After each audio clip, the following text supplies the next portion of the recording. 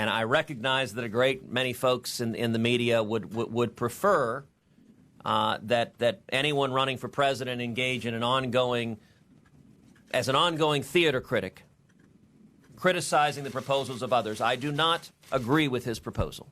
I do not think it is the right solution. And the right solution, I believe, is the legislation that I've introduced. The first piece of legislation Governor Abbott just described is legislation that would impose a 3-year moratorium on the refugees coming from countries where ISIS or al-Qaeda control a substantial amount of territory. This is legislation that is targeted directly to the problem. And the reason is simple. We have been told by the FBI they cannot vet these refugees. Time when the challenges continue to get greater and greater. We are today at a time of war.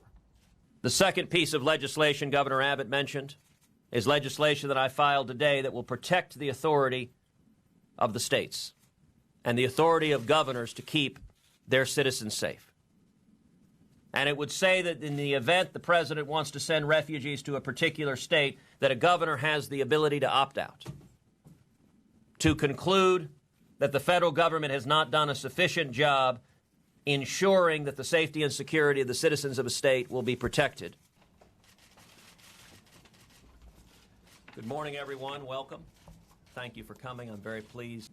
And then the third piece of legislation that I have tried to bring up in recent weeks and that Democrats have blocked is the Expatriate Terrorist Act, which provides that if an American goes and travels abroad and joins ISIS and takes up arms and wages jihad against the United States, that he or she forfeits their U.S. citizenship.